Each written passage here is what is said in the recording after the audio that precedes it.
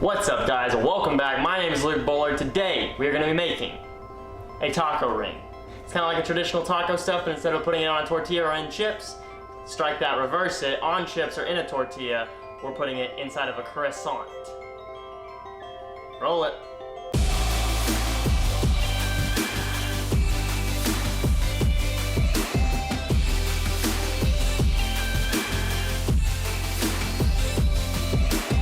We are back at the cutting board once again, cutting up some jalapeno bros, some bell boys, and some, yellow onions. We're going to start with the onion. We're just going to do a rough chop on everything, nothing too fine, nothing too crazy, just a standard rough chop. The jalapeno, the bell pepper, the onion, we're going to get a lime, we'll get into that later, and a little bit of garlic. Now while we're cutting up the bell pepper, I'm going to go ahead and take the veins out. I talked about it before, but they are kind of weird texture, weird taste, so if I can help it and I have time, I just go ahead and cut the seeds out and the veins of the bell peppers. Along with the jalapeno, if you want it super spicy, just leave everything in, leave the veins, leave the seeds. If you don't want it as spicy, but you still want that good jalapeno flavor, you can go ahead and take the veins and the seeds out and just leave the rest of the pepper. Next, we're going to take a pan that's been preheated to medium-high heat, put some olive oil in there, and throw the vegetables on. We're just doing a standard saute here, fairly hot. We're going to throw some salt and pepper in there and just stir it around until they get some color on them, until they're pretty much totally done. Maybe try to get a nice slow-mo flick in here as well. We'll see how that goes, and we'll move on to the next step. Next, we are going to brown our meat. I'm using lean beef here because it's what I prefer, a little bit less work, a little bit better flavor, and a little bit less like draining.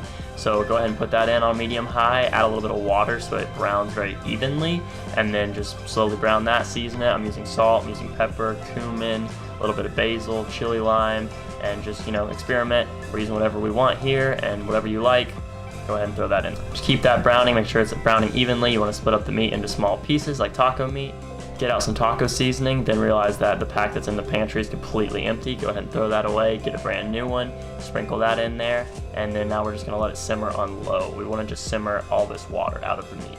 You want the end product to still be a little bit damp and juicy, but you don't want it to be like swimming in a pool of water. Once the meat is the right texture and consistency, go ahead and throw all the vegetables back in, make sure everything's warmed up, everything's nice and mixed, and we can go ahead and put the lime in at this point. Give it a good roll like we've talked about, maybe throw it up a few times, try to get fancy with it, cut it in half, and squeeze. I just used half a lime in this portion. You want to add the lime towards the end so that it doesn't simmer off the lime flavor and the lime juice. Next, we get into half of the deliciousness of tacos, the cheese. Now, of course, I'm going to grate my own cheese because I'm bougie like that and I'm a glutton for punishment. You can use store-bought pre-shredded, but it's not going to taste as good as if you just shred it yourself. So if you have the time, you have the energy, you have the forearm strength, go ahead and just grate it yourself and you'll have a better end product. I'm using Colby and Monterey Gack for this. Those are great cheeses and they mix really well for tacos. So we're grating that up painfully. Once your forearms are on fire, you're probably almost done. Next, we're going to get into the bread and butter. Well, maybe just the bread. It's said to use a spoon to break the seal. I'm using a knife. Deal with it. Brace yourself for the loud pop. Start unrolling these boys onto the pan. We're going to make one big croissant. So pinch the seams together so that they don't break easily, and pinch them pretty hard because they are going to want to come apart when you try to roll it up together. Combine the two things into one homogeneous loaf. From there, add the meat. Don't go stingy on the meat, alright? Add a lot of meat in here. It's going to be a lot of bread, so you want a lot of meat. Next, drench it in cheese. After the cheese, start the delicate procedure of rolling up the sleeping bag. I mean croissant roll. Roll it up tight, pinch any seams that are unpinched, and we'll go on to the next step. What is taco stuff without a sauce? So we're going into a sauce. You probably never heard of this sauce before because I made it up off the top of my head. Deal with it. We're going to use about 1/3 of a block of cream cheese. We're going to use some homemade salsa. If you're not bougie like me and you want to know how to make homemade salsa, I just did a video on it. Watch it.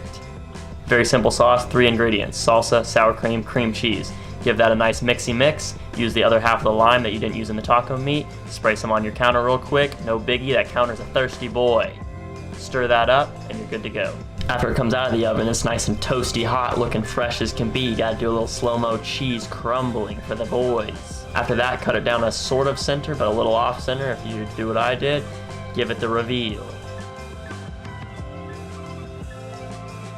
Well, ladies and gentlemen, boys and girls, that's it for today's episode. Taco stuff inside of a croissant. Super delicious, super easy to make, super delicious, super easy to make, and super delicious.